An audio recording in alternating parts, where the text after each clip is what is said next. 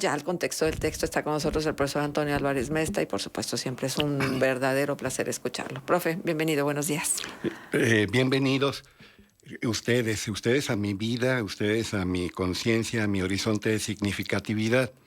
Y ayer platicando con un amigo, Miguel Eduardo Valls Durán, pues de literatura y en particular de su literatura, pues surgieron textos que él admira, lo mismo de autores regionales que autores nacionales e internacionales. Y él me decía, hay un cuento de Borges que parece un ensayo. Yo le contestaba, pues la mayoría de los cuentos de Borges parecen ensayos. Jorge Luis Borges fue un hombre genial. Mucha gente lo detesta por sus posturas políticas y que se entienden también como la expresión de un resentimiento a una situación muy personal. ¿Cuál fue el resentimiento? Bueno, Juan Domingo Perón encarceló por un día y una noche a la madre y a la hermana de Borges, que eran representantes, no nada más a ella, a esas personas, eran representantes de lo que algún personaje de estos lares podría decir la mafia del poder o los conservadores, sobre todo los fifís. Y Borges, imagínense en los tiempos de Juan Domingo Perón, que una dama, dos damas, su madre y su hermana, fueran encarceladas, nunca lo perdonó. Y Borges, por eso, cuando hubo un golpe de Estado y otros militares, porque Juan Domingo Perón también era militar, aunque bueno, él ya había muerto, su segunda esposa, Isabel Martínez de Perón, la primera fue Eva Duarte, la segunda fue Isabelita, fue la vicepresidenta de Perón y luego muere Perón y sube al poder Isabelita y luego unos militares toman el poder. El primero de ellos, Rafael Videla, y luego vendrá Viola y Galtieri y varios. Y Borges cometió el error de dar la bienvenida, expresar su beneplácito, porque ya habían tumbado lo que quedaba en ese momento, que el peronismo sigue vivo, del peronismo en Argentina. Entonces, es una fobia muy personal y debida a una situación muy particular, aunque él sí era conservador, lo cual no es ningún pecado, lo que provocó que Borges, y sigue provocando, que Borges sea mal visto por algunos intelectuales de filiación izquierdista. Entonces a Borges le dicen que es preciosista, que es arte purista, que es esteticista, y aparte le recriminan su anglofilia. Pero Borges fue un extraordinario poeta, un maravilloso ensayista y también un excelente cuentista. Nunca escribió novela. Y sin embargo, por ejemplo, en Harold Bloom, cuando habla de los grandes narradores del siglo XX, por supuesto, habla de novelistas latinoamericanos como García Márquez, pero Borges es punto y aparte. Una frase del Gabo, de Aracataca, García Márquez es, cuando quiero, no me pregunten qué es la literatura, yo cuando quiero saber qué es literatura leo las obras completas de Borges. Que lo diga Gabo. O el otro peruano y ya también español, Mario Vargas Llosa. ¿Acaso la más alta nivel estético que alcanzaron las letras en español del siglo XX son las de Borges? Sí, es un hecho. Es precioso, es a su modo perfecto. Las opiniones políticas son otra cosa. Y entonces, pues si a esas vamos, pues habría que despreciar a muchos autores simpatizantes del fascismo. Borges no era fascista o fascista, como se prefiere decir en español, pero sí él muy influido y hasta influenciado. Hay un matiz, son sinónimos. Hay quien dice que ser influido es recibir un impacto positivo. Influenciado es algo que te deforma, que te causa efectos negativos. Entonces hay quien hace el matiz, la paradiástole entre estos dos infinitivos, influir e influenciar. Pero Borges te exige, a diferencia de otros escritores. Borges te demanda mucho, o sea, como lector, porque tienes que tener una serie de referencias para que puedas entender muchos de los planteamientos que él hace. Si no, ¿cómo?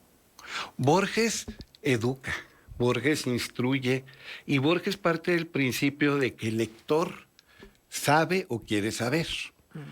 ¿Y por qué no escribió novela? Él decía, es un desvarío empobrecedor exponer en cientos de páginas aquello cuya perfecta exposición cabe en unas cuantas frases. Eso decía Borges. Entonces, Mies van der Rohe de la Bauhaus, un arquitecto eminente que también estuvo en México, así como Elias Gerritz y otros, decía, menos es más. Siempre. El less is more, aunque no faltó el gringo que contestara less is bore, o sea, menos es aburrido. Pero se vuelve a poner, por ejemplo, en vigencia el minimalismo. A veces lo recargado, lo excesivo, a veces no siempre, lo recargado, lo excesivo, va contra el equilibrio. Pues, de hecho, hasta parece una redundancia, un franco pleonasmo decirlo. Y entonces, clásico es aquello que por su extraordinaria calidad no puede pasar de moda, permanece, es relevante, trasciende. Pero ya hablando de más que clásico, por ejemplo, la música clásica estrictamente, pues Mozart, Haydn, Gluck, son los que dicen mucho con poco. Sobriedad, austeridad, mesura, menos, como dirían Mies van der Rohe, es más. Pero es que la capacidad de síntesis tiene que ver con la inteligencia, ¿no? Mucho. Bueno, Funes el Memorioso, donde habla de un hombre del campo que tiene un accidente y lo deja, usando la terminología antigua, inválido, hoy diríamos con una disminución motora severa, Funes, en contrapartida, recibe una memoria prodigiosa que registra absolutamente todo. Todo lo que vive, todo lo que percibe, todo lo que experimenta, todo lo que siente, todo lo que es testigo, queda grabado de manera indeleble en su memoria. Por eso se llama Funes el Memorioso. Y hay una parte de ese cuento donde Borges dice, lo recordaba todo y sin embargo no era inteligente, porque la inteligencia es olvidar lo que no es esencial. Wow. Entonces, hay que olvidar. Y tan importante como la mnemotecnia es la lesotecnia. ¿Qué es eso de lesotecnia? Pues la contrapartida de la mnemotecnia. Mnemosyne es la diosa de la memoria, tecné es arte o técnica. Entonces, recursos para recordar cosas, por ejemplo, para un examen o una exposición o eso, pues aprendemos mnemotecnia. Pero también existe la lesotecnia. Y fíjese, así como surge para combatir la disfunción eréctil, antaño llamada impotencia, un medicamento que es para regular la presión arterial, que combate la hipertensión y que provocó como un efecto no buscado la erección en hombres que tenían disfunción eréctil. Hay también medicamentos que se investigaron para ver los efectos antihipertensivos que provocan olvido, pero olvido benéfico, olvido conveniente.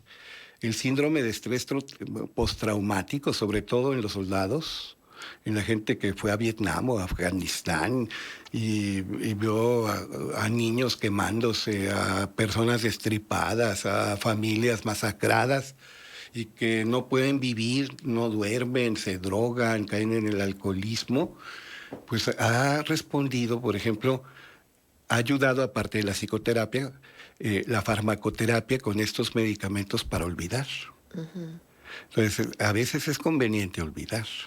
Y hablando del olvido, Borges dice, Yo no hablo de venganzas ni hablo de perdones. El olvido es la única venganza y el olvido es el único perdón. Borges escribió un texto que se llama Fragmentos de un Evangelio Apócrifo. Entonces, se atrevió a una desmesura para el común de los creyentes, mejorar los textos evangélicos. Entonces, por ejemplo, dice, da lo santo a los perros, dale margarita, da perlas a los puercos, porque lo importante es dar. Y en el Evangelio, en la versión original, dice, no des lo santo a los perros. Que muchas personas muy vinculadas con lo iniciático, con lo hermético, dicen, es que tú no debes dar lo que la persona no está preparada para recibir según su nivel de conciencia y su grado evolutivo. Entonces, por eso hay muchas sociedades herméticas, ¿verdad? Cerradas. Cerradas. Viene de Hermes. Hermes, sí, Mercurio para los romanos, es el mensajero de los dioses. Y también es el dios del comercio. Y quién sabe por qué será el dios de los ladrones. Hermes. Y tuvo sus que veres, como dijo cierta persona hace rato, con Afrodita, y por eso surgen como decía el doctor, el hibridismo, los hermafroditas. De ahí viene hermafrodita. Pero Hermes, que trae un caduceo con dos serpientes, un bastón metálico con dos serpientes y un casco alado. Y ¿se acuerda que había, bueno, ya no es comercial, la casa Vergel, y que ganó el premio Mercurio, y lo traía siempre en la etiqueta. Y había un periódico, no me acuerdo si en Chile o en Argentina, que se llamaba El Mercurio. Efectivamente. Estaba así. Bueno, ya vi que ya avanzó mucho el reloj, así que tengo que hacer el aviso parroquial. Sí, muy rápido. La Biblioteca García de Letona los espera el jueves con clases de apreciación literaria a las 10 de la mañana, el viernes con taller de tanatología a cargo de Ivette Andrade. Los sábados es el seminario de cultura, al rato vamos a hablar de las ideas de Henri Bergson, es a las 11 de la mañana. Entonces está fácil, jueves, viernes, sábado, usted puede ir cualquiera de esos días, 10 y 11, los sábados es a las 11.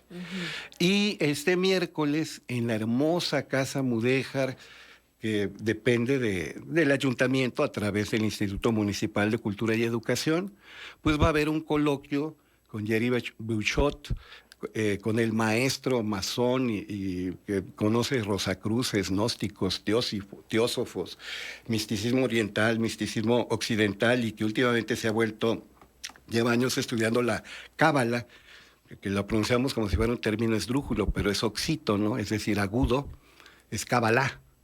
La cábala judía, por supuesto, la verdadera cábala, va a estar ahí el maestro Juan Carlos Flores. Entonces, este miércoles a las 7 de la tarde, en Casa Mudéjar, hay un coloquio sobre los rollos del Mar Muerto y sobre los manuscritos de Nag Hammadi. Y vamos también a desarrollar el tema de los esenios, o la secta de Qumran, y los gnósticos. Qué súper interesante. Profe, Eduardo de la Garza le dice, inteligencia es olvidar lo que no es esencial. Eduardo, escribí exactamente esa frase, me hizo clic. Qué palabras tan sabias del profesor, me encanta siempre su participación, transmite mucha paz. Saludos con aprecio, que Dios lo bendiga. Fuerte abrazo. Muchas gracias. Y está joven. Y estaba el doctor Gamaliel, y Gamaliel significa bendición de Dios. Sí, entonces todos los nombres terminados en él: Rafael, sanación de Dios; Gabriel, poder de Dios; Isabel, juramento de Dios. Gamaliel es la bendición. Fíjese que las sincronías. Ah, qué bonito, me quedo con la boca abierta. Bueno, hay muchísimo. Buenos días, me sumo a la fiesta de este día. Qué bonitos. Hoy me sorprende y me disgusta que para poder hacer una referencia al contexto de los textos de Borges, Marce sugiera que eran fifís. No, No, a ver. Digo, vamos poniendo en su dimensión cada cosa, ¿no? La categorización que se hacía o la calificación que se hacía de Borges era burgués, ¿sí? Dentro de la literatura. Y era una persona que tenía una capacidad económica y una capacidad intelectual y corresponde a un modelo de personas que yo no lo inventé, ni tampoco lo puse de moda. Quien lo puso de moda fue el presidente. Fue una aproximación, nada más. Nada más, Exacto. Perdóneme. Sí. Y digo, lo aceptamos el comentario, pero no va por ahí. Bueno, gracias. Gracias, profe. Vamos a la pausa. Regresamos. Nos vemos. Contextos.